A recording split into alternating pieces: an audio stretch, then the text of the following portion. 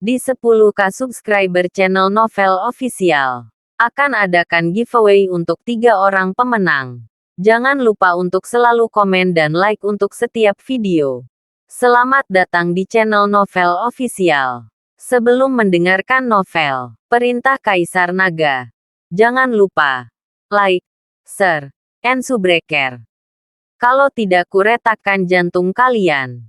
Tanpa lama-lama lagi langsung saja kita masuk di cerita novelnya. Selamat mendengarkan bosku.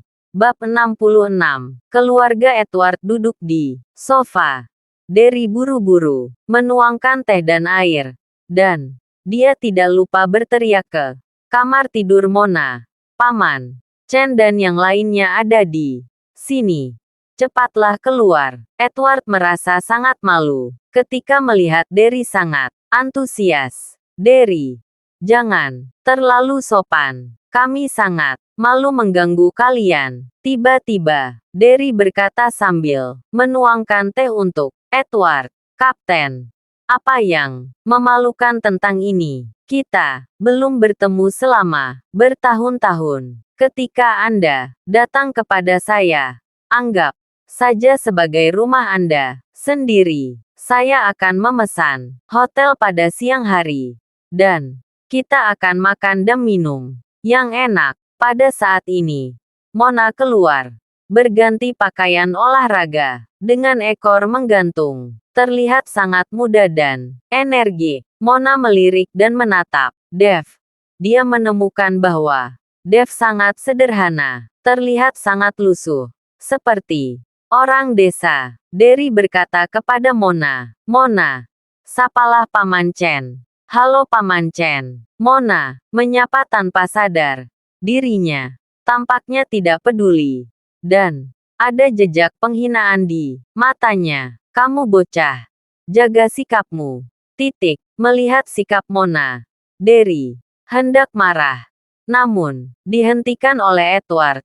"Sudahlah Derry." Edward buru-buru menghentikan Derry dan mengangguk ke Mona dengan senyum di wajahnya. Kedua keluarga itu duduk dan mengobrol bersama. Dan jelas bahwa Mona sedikit tidak nyaman. Anita bertanya pada Edward, "Kakak Chen, saya mendengar dari suami saya. Dia mengatakan bahwa setelah Anda pensiun dari tentara, Anda memasuki politik. Setelah bertahun-tahun, Anda harusnya sudah menjadi kader setingkat pejabat sekarang, kan?" Ketika Anita bertanya, Edward tersipu dan tersenyum canggung. "Tidak. Saya sudah pensiun." "Berapa umurmu?" "Kenapa pensiun? Apakah itu tidak terlalu dini?" Anita berkata dengan kaget. Derry memelototi Anita. "Oke, kamu terlalu banyak omong kosong. Jika Anda bertanya, lebih baik urus saja urusan Anda." Faktanya, begitu Edward dan yang lainnya memasuki pintu, Derry sudah menyadari ada sesuatu yang salah. Dia membuka sebuah perusahaan dan berurusan dengan berbagai pejabat sepanjang tahun. Dan Edward tidak memiliki karakter seperti pejabat sama sekali. Hanya saja dia tidak pernah meremehkan Edward. Dia tahu bahwa istrinya adalah orang yang sombong. Jika dia tahu bahwa keluarga Edward adalah orang biasa, dia takut.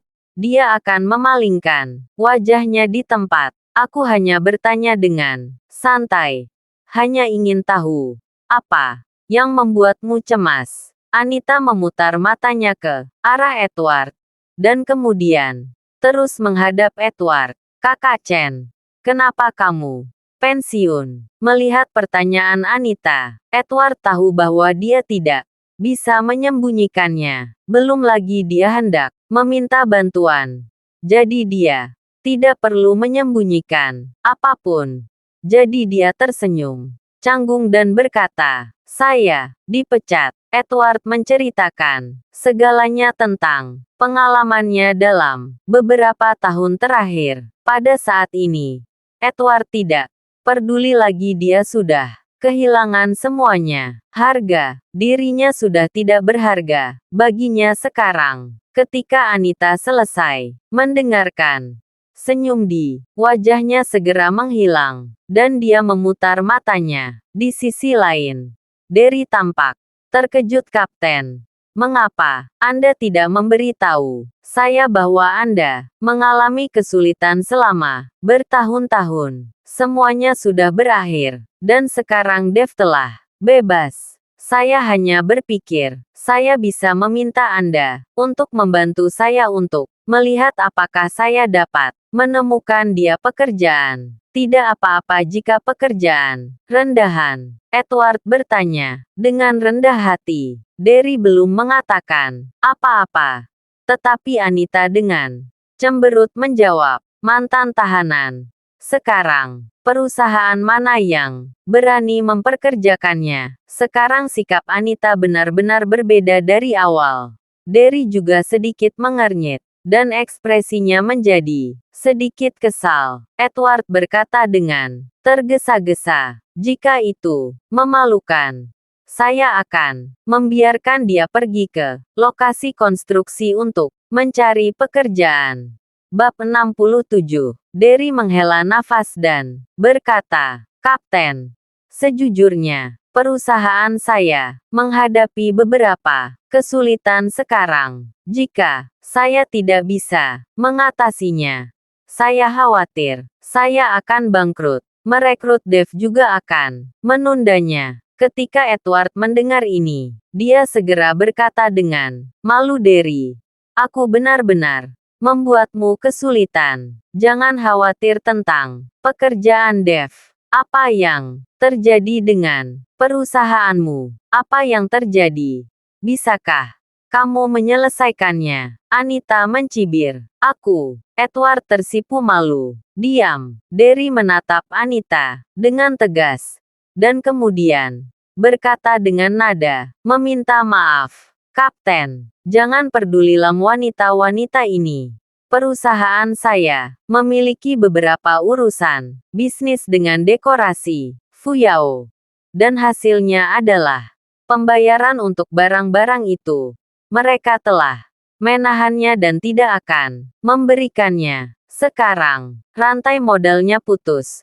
Saya khawatir perusahaan saya tidak akan bertahan lama. Tapi tentang pekerjaan Dev, saya akan meminta Mona untuk pergi ke perusahaan mereka untuk bertanya. Perusahaan mereka adalah perusahaan grup, dan manfaatnya bagus. Biarkan Dev pergi dulu untuk wawancara dan perlahan, mulai dari bawah. Begitu suara Derry jatuh, Mona berkata dengan sedih, Ayah, saya hanya seorang mentor sales.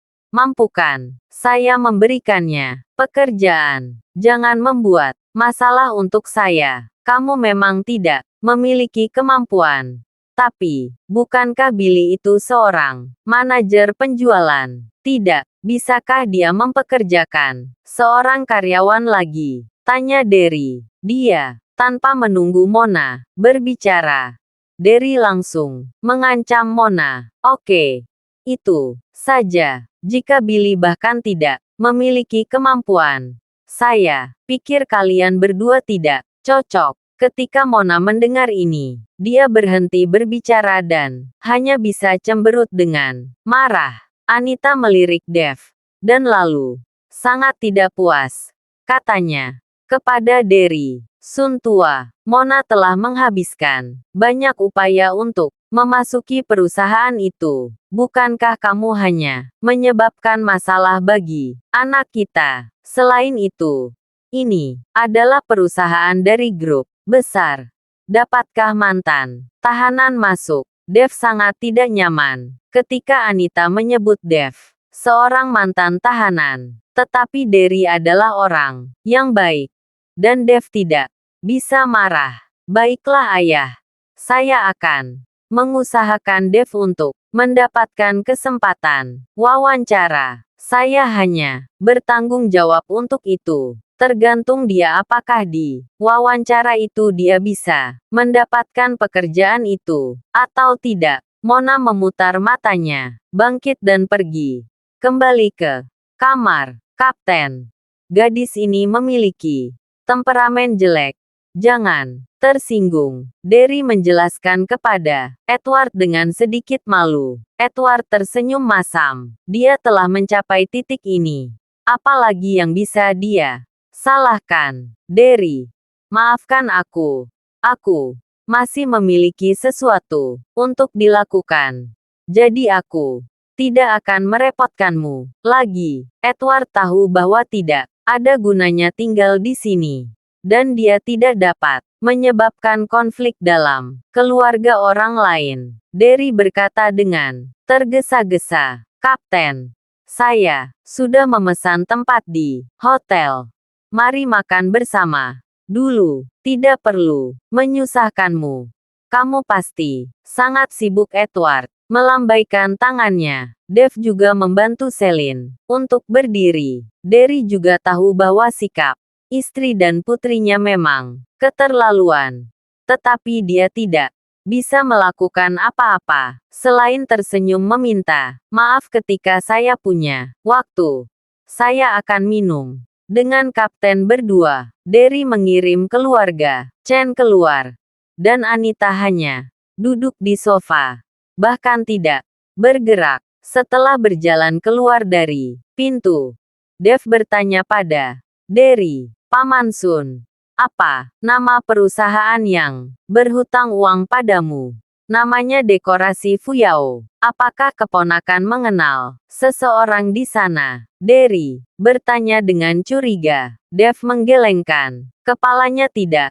Tapi aku akan mencobanya dan meminta piutang untuk Paman Sun. Keponakan Paman Sun telah membuat kalian tidak nyaman tadi. Dan kamu juga akhirnya bisa bebas dari penjara. Kamu tidak bisa melakukan sesuatu yang ilegal. Berbakti kepada orang tuamu.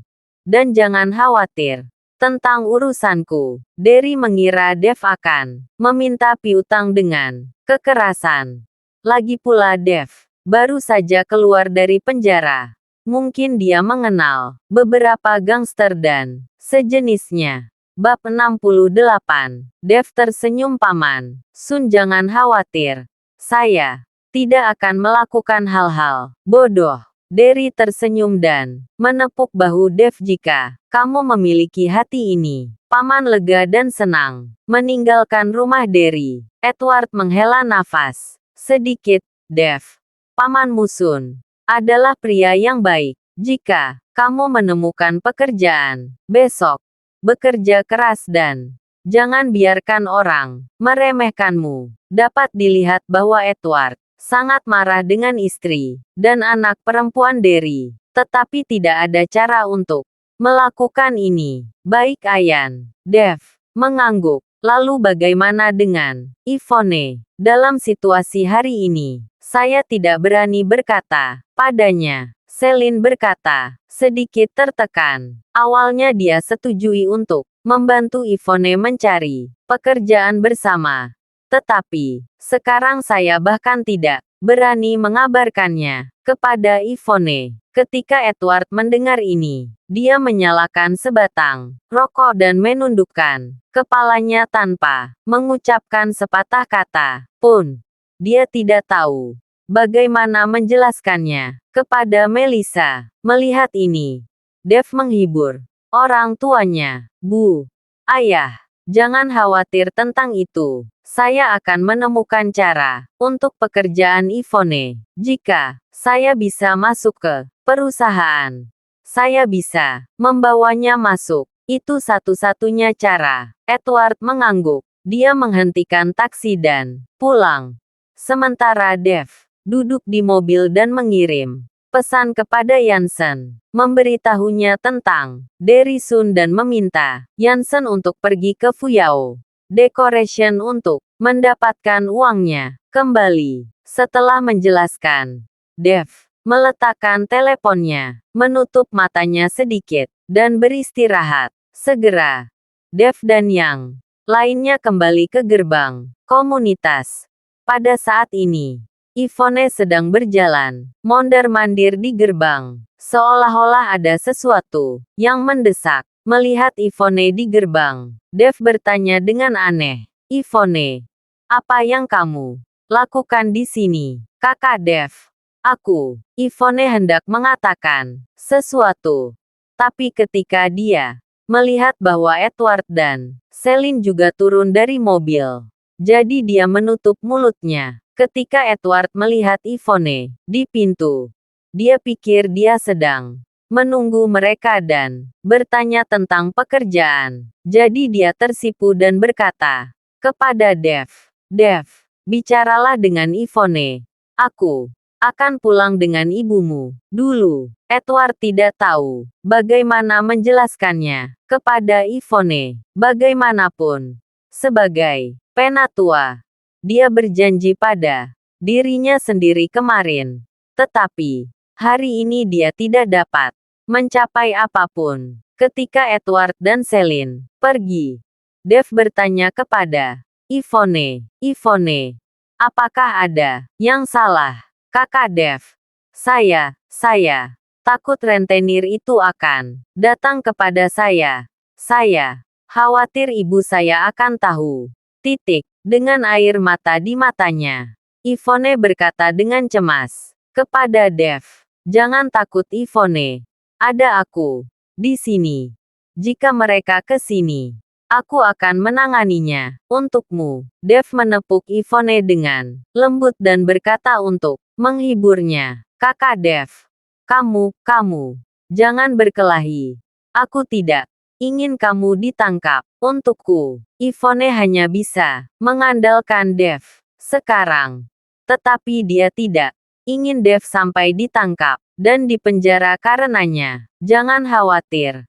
Aku tidak akan bertarung. Dev tersenyum kecil. Tepat ketika Dev sedang berbicara dengan Yvonne, tiba-tiba sebuah kendaraan off-road berhenti di depan mereka dan turun dari mobil. 4 pria besar dan 3 pria gemuk.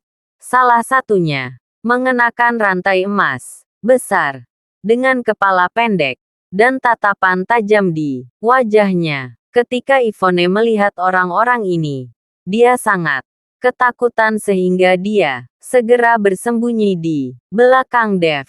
Pria dengan rantai emas itu bertanya pada Yvonne, gadis kecil, apakah uangnya sudah disiapkan? Jika kamu tidak membayar uangnya hari ini, aku akan memindahkan barang-barang dari rumahmu. Aku tidak punya uang. Bisakah aku mendapat beberapa hari tenggang? Yvonne bertanya dengan takut-takut. Tidak.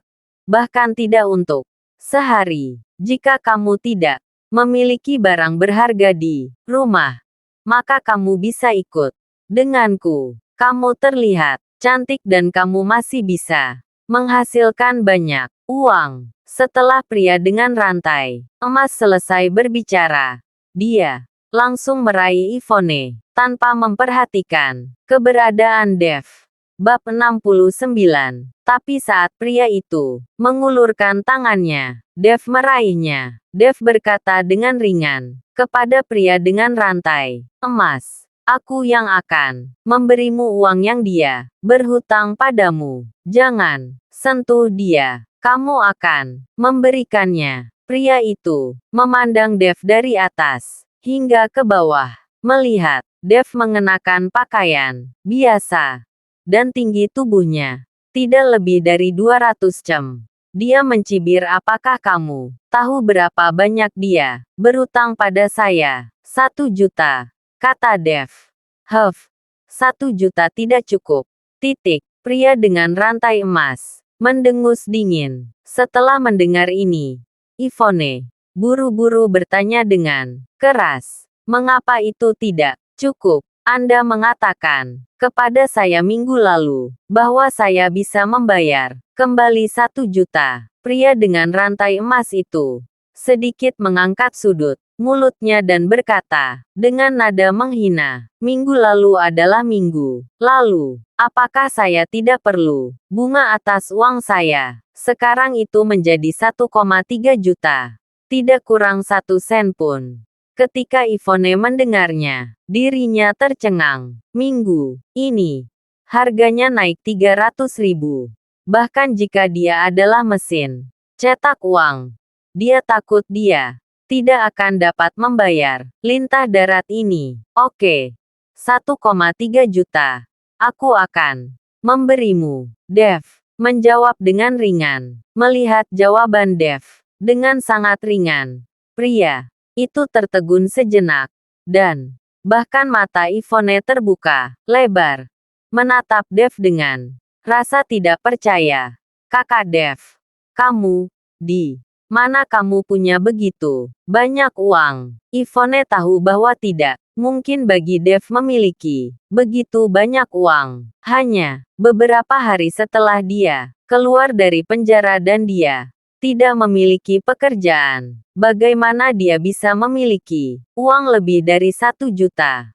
Pria dengan rantai emas mendengar apa yang dikatakan Yvonne, dan segera menatap Dev dengan galak, dan berkata, "Wah, apakah kamu yakin punya uang? Jika kamu berani bermain denganku, kamu tahu konsekuensinya, kan?" Dengan mengatakan itu, pria itu mengeluarkan belati dan dengan lembut menggaruk dagunya, melihat pihak lain mengeluarkan belati. Wajah Yvonne menjadi lebih pucat karena ketakutan, dan dia bersembunyi di belakang Dev dengan erat. Aku menyuruhmu untuk memberikannya padamu, dan aku akan memberikannya padamu. Kamu pergi saja ke bank bersamaku untuk mengambil uang. Wajah Dev tenang, tanpa panik sedikit pun. Pria dengan rantai emas melihat bahwa Dev sangat tenang dan tidak bisa menahan sedikit kekaguman di matanya dan berkata, "Oke, melihat bahwa kamu juga seorang pria, aku akan mempercayaimu dan pergi ke bank dengan Anda." Setelah pria dengan rantai emas selesai berbicara, dia melangkah ke samping untuk menyingkir. Setelah melihat sekilas seorang adik laki-laki segera membuka pintu mobil. "Ayo pergi." Masuk ke mobil pria dengan rantai emas. Menggelengkan kepalanya, Dev berbalik dan berkata dengan lembut kepada Yvonne, "Yvonne, pulanglah. Jangan beritahu ibumu dan orang tuaku. Aku akan kembali sebentar lagi." Kakak Dev. Yvonne meraih lengan Dev dengan kekhawatiran di matanya. "Jangan khawatir. Aku akan baik-baik saja." Dev tersenyum sedikit, lalu berbalik dan berjalan menuju mobil. Melihat mobil pergi, Yvonne menangis.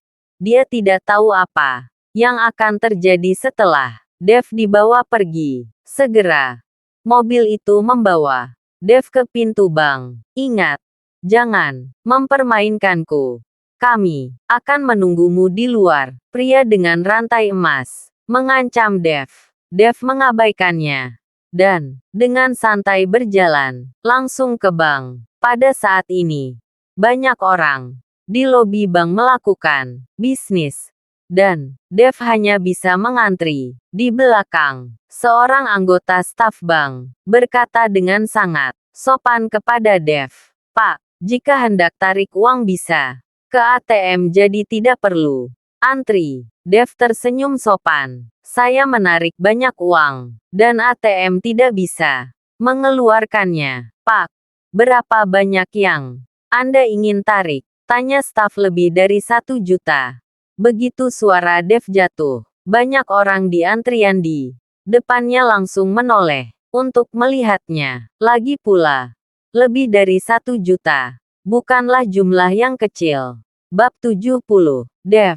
David Chen. Pada saat ini, di tim depan, seorang wanita berpakaian modis, berpakaian agak centil berteriak pada Dev. Wanita itu juga mengenakan kacamata hitam besar, menutupi separuh wajahnya. "Siapa kamu?" Dev sedikit mengernyit dan menatap wanita itu. "Ini aku, Melanie Lee." Wanita itu melepas kacamata hitamnya. Dev tiba-tiba menyadari, ternyata itu kamu. Aku bahkan tidak mengenalimu. Melanie adalah teman sekelas sekolah menengah Dev, dan mereka berdua masih berada di meja yang sama saat itu. Melanie sangat bodoh, tetapi dia sekarang sangat modis. Melanie melirik Dev dan kemudian berkata dengan sedikit mencibir di matanya, "Saya mendengar bahwa Anda di penjara. Kapan Anda keluar di tempat umum seperti ini?"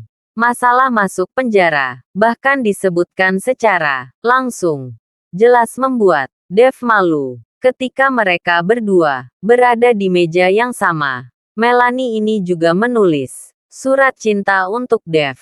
Bagaimanapun, ayah Dev, pegawai negeri pada waktu itu, dan keluarganya tidak buruk. Banyak gadis menyukai Dev.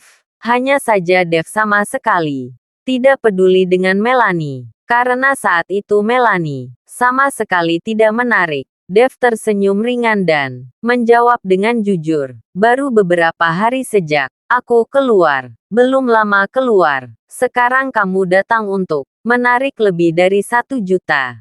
Kamu benar-benar kaya." Melanie mencibir. Dev hanya tersenyum dan tidak menjawab.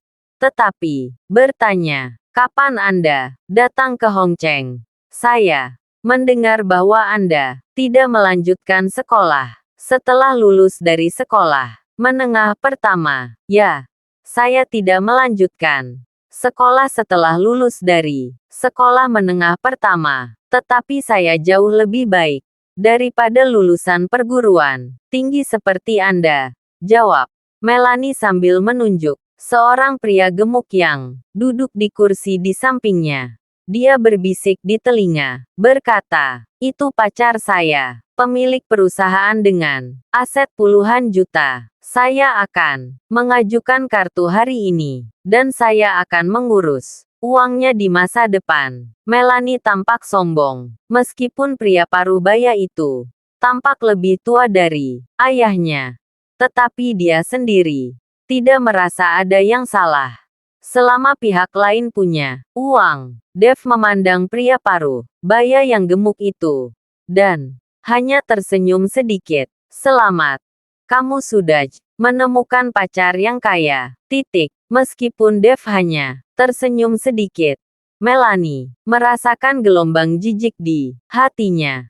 Dia merasa bahwa Dev menertawakan dirinya. "Tuan, jika Anda menarik lebih dari 500.000 yuan, Anda harus membuat janji terlebih dahulu." "Apakah Anda sudah membuat janji?" Setelah staf bank mengetahui bahwa Dev adalah mantan tahanan yang baru saja dibebaskan, nada suaranya menjadi sedikit lebih keras. Dev bertanya kepada staf bank, "Saya memiliki kebutuhan mendesak.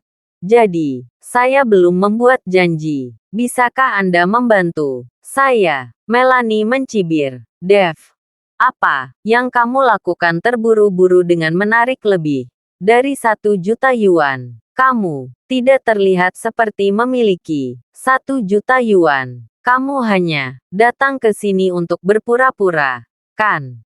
Dev mengabaikannya, tetapi mengeluarkan kartunya dan menyerahkannya kepada staf bank. "Saya memiliki 10 juta di kartu ini, dan sekarang saya hanya ingin menarik 1,3 juta. Dapatkah Anda membantu saya?" 10 juta. Apakah kamu bercanda? Apakah kamu punya 10 juta? Kamu hanya seorang mantan tahanan yang baru saja dibebaskan dari penjara. Bagaimana kamu bisa memiliki begitu banyak uang?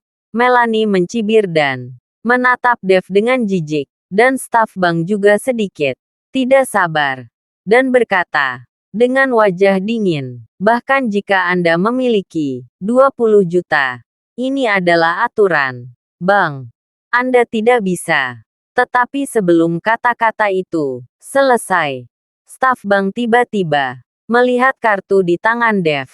Karena kartu bank diberikan kepada Dev oleh Juan Su. Dan Juan adalah orang terkaya di Hongcheng. Kartunya memiliki tanda khusus yang jelas. Dan staf bank dapat melihatnya sekilas. Kartu khusus keluarga Su. Jika Anda dapat memegang kartu bank keluarga Su, Anda pasti bukan orang biasa. Terima kasih sudah mendengarkan cerita novel Perintah Kaisar Naga. Sampai jumpa di cerita selanjutnya.